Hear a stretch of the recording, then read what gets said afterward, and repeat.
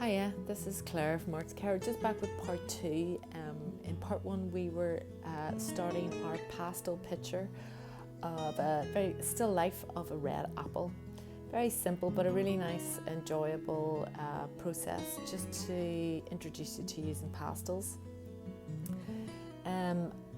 I started the first session by looking just at the basic colours that we would find in that apple, then starting to mark out the rough shape, starting to block in some colour, and now just going in a little bit more detail. What I'm doing here is I'm adding a little bit of a darker sort of charcoaly kind of grey colour, and just trying to show the shadow that when the top of the apple starts to dip in towards the core, that you get that little bit of shadow there.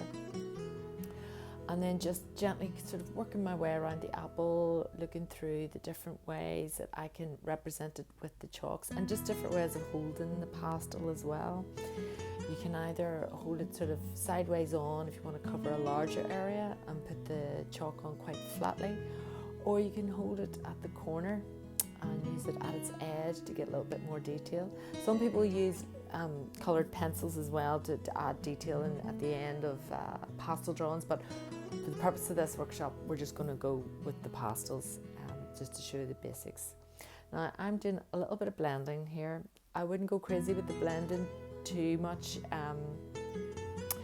It's a bit like when you do it with paint as well, you know, you can overdo the mixing and you can muddy your colours, so you just want to be quite genteel with your blending and let the vibrancy of the lovely chalk pastels do their work.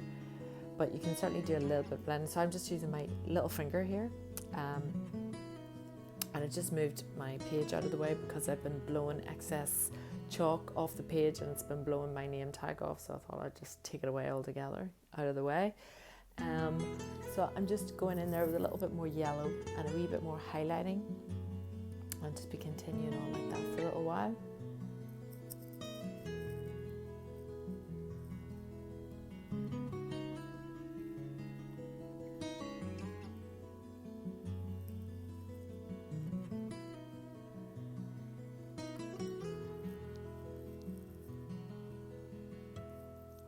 I mean, you can start to see the shape starting to come together a little bit more than from part one of this workshop.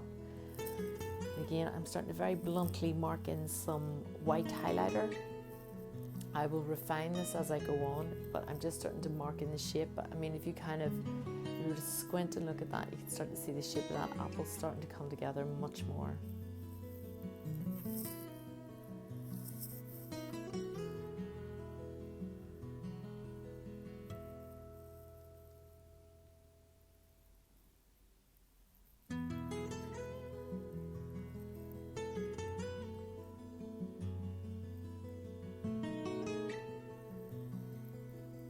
And if you find yourself having little bits of debris from the chalk, either blow it off, and then at the end, just using a light dry sponge, you can tidy up your edges. You can see off to the left of the apple, it's got a bit sort of feathered and the pastels have spread out a bit, but we can tidy that up afterwards. I'm just going in with the fine corner of the darker colour there again, just to accentuate the area where the shadow is on one side of the apple, and just to define how it sits on the page, and then to also mark in where the shadow to the top right hand side of the apple will go.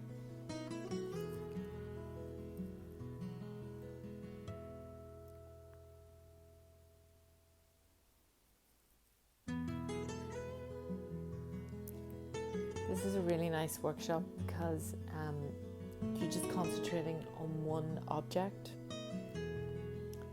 and it's an object that's familiar to everyone. So it helps you with your drawing skills, as well as colour mixing, as well as a tonal study in a sense of looking at light and shadow. So it really is a really good exercise to do, and you know, you don't have to use an apple, you can use, you know, an orange or a pear or lemon, whatever. You know, if you're feeling very confident, you could maybe do a fruit bowl.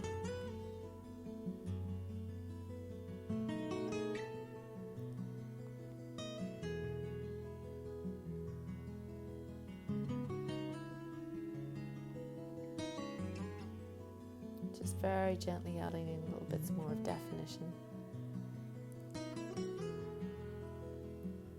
And I'll see you in part 3 if you want to continue this workshop. Thank you.